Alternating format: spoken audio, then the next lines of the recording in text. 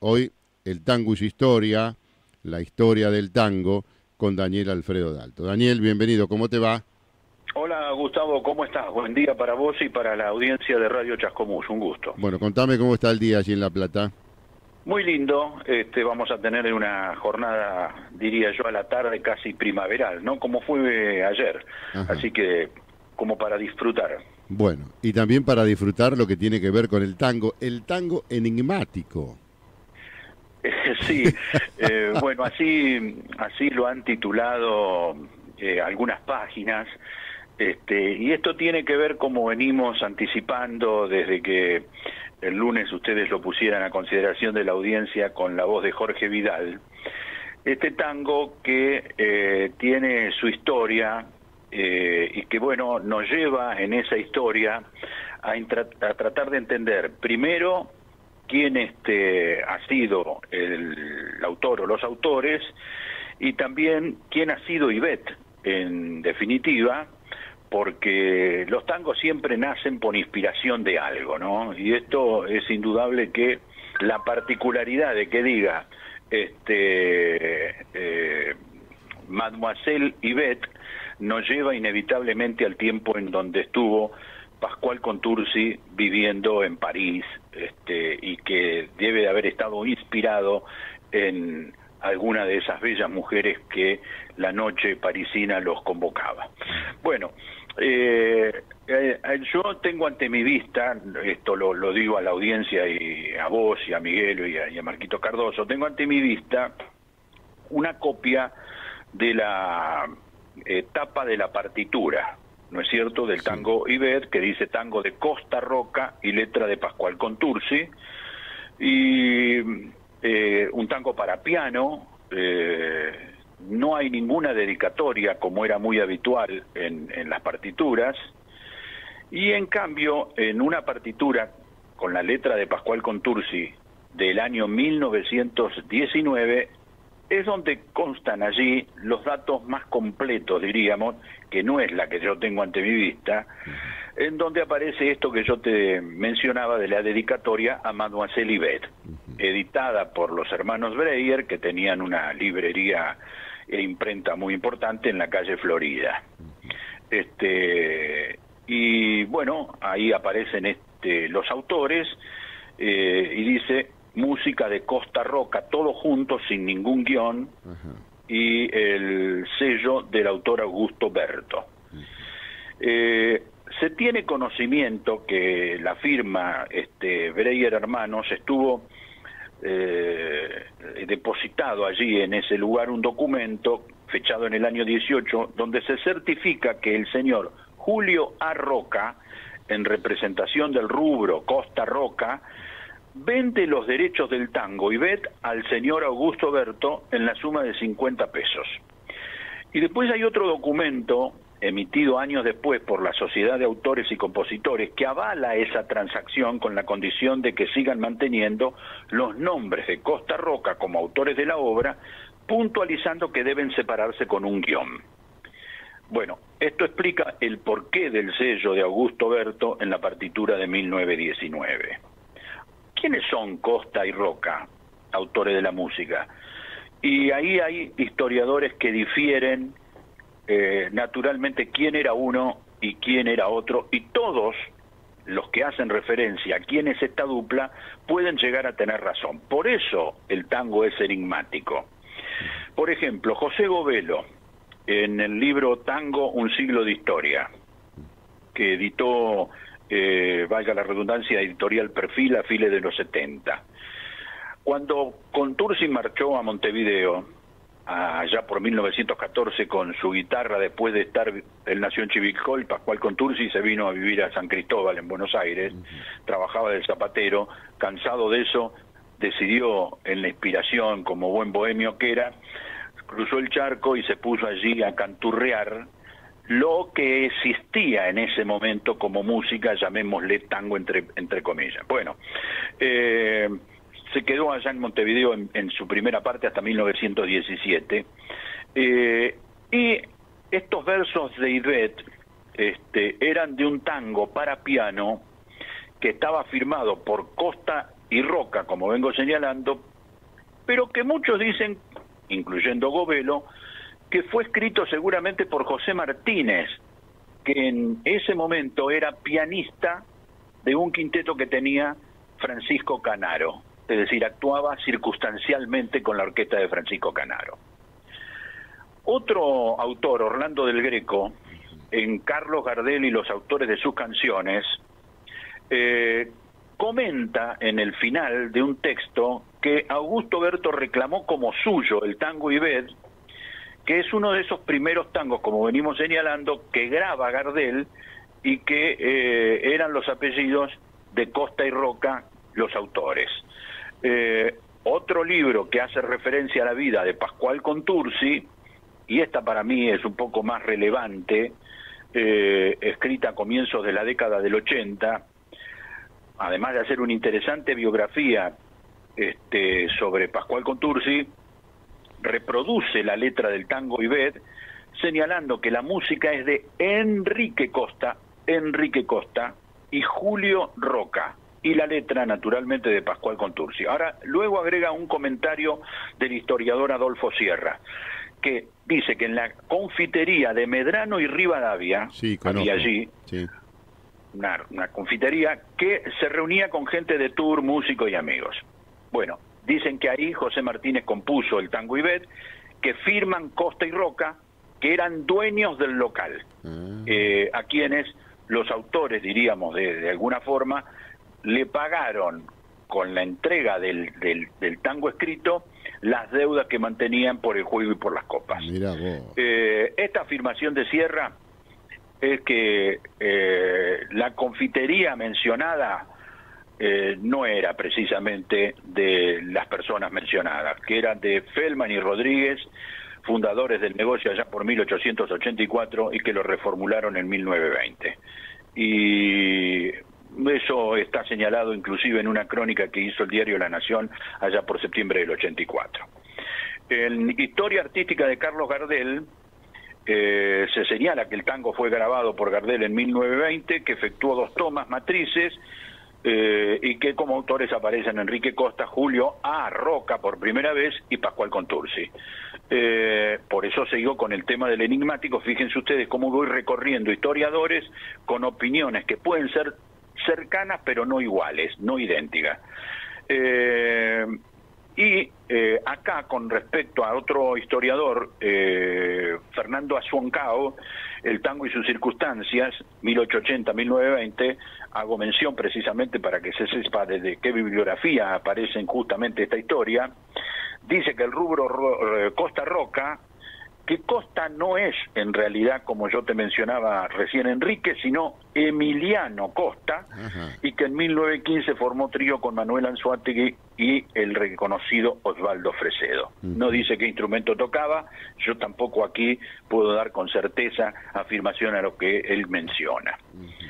En cuanto a quién es Julio A. Roca, muchos dicen no se sabe si se trata con exactitud de quien fuera el hijo del expresidente, como yo te comenté hace unos días, Julio Argentino Roca, un homónimo o un nombre de fantasía.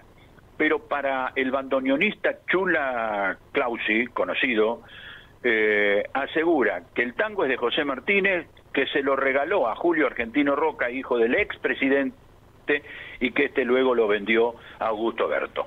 El enigmático tango sigue pasando de mano en manos.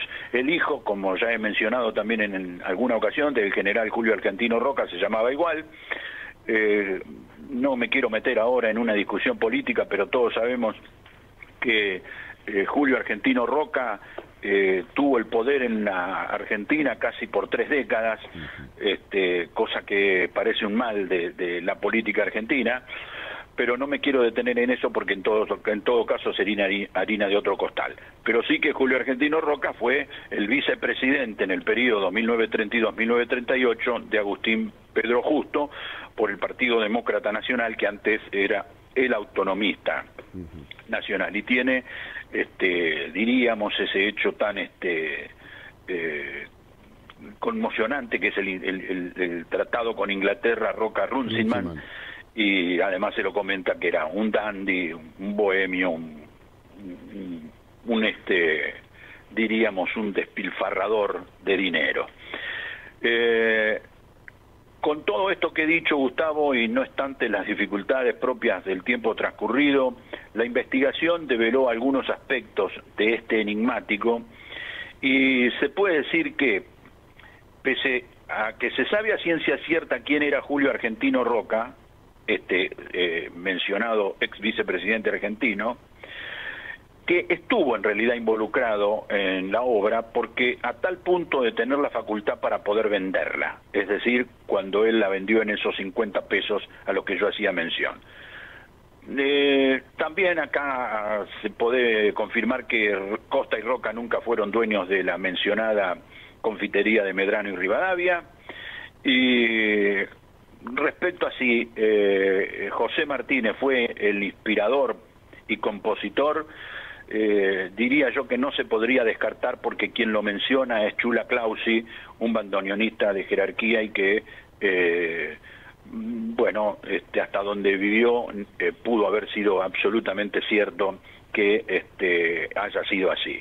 Lo que sí uno cree en la investigación de saber quién era Ivette, hubo una actriz muy famosa en París, nacida en agosto de 1891 y fallecida en París también en 1962 con 71 años, Ivette Adrior, con una filmografía extraordinaria, enorme y con muchísimo, recorrido también teatral. Bueno, esta actriz en los teatros parisinos, en las actuaciones parisinas, podría haber sido la fuente de inspiración de Pascual Contursi cuando pone la letra a este tango que nosotros en un ratito vamos a estar escuchando en la voz de Mario Bustos con la orquesta de Osvaldo de Requena. Como no me quiero extender demasiado y ya nos ocuparemos en alguna otra ocasión de la biografía del querido Mario Bustos, y como ya hemos mencionado también al maestro Requena, me quiero sí detener un cachito en Pascual Contursi, que como señalaba hace un rato había nacido en Chivilcoy, murió muy joven, murió en mayo de 1932, afectado por lo que en aquella época se conocía, y también por supuesto en estos tiempos, pero afortunadamente gracias a la ciencia, a los cuidados y un montón de cuestiones más, ha ido casi erradicándose, que es la sífilis.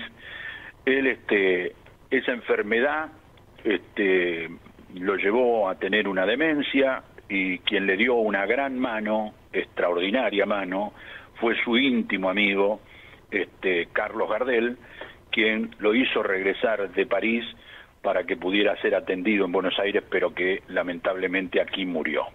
Extraordinario letrista, que fue el padre del tango canción, es decir, es el puntapié inicial para que nuestra música popular se conozca, y Pascual Contursi tiene toda esa responsabilidad. Claro que a esas letras que Pascual Contursi le fue poniendo vida, necesitaba precisamente de quien la llevara de la mejor manera a la consagración, y no fuera otro nada más que nada menos que Carlos Gardel.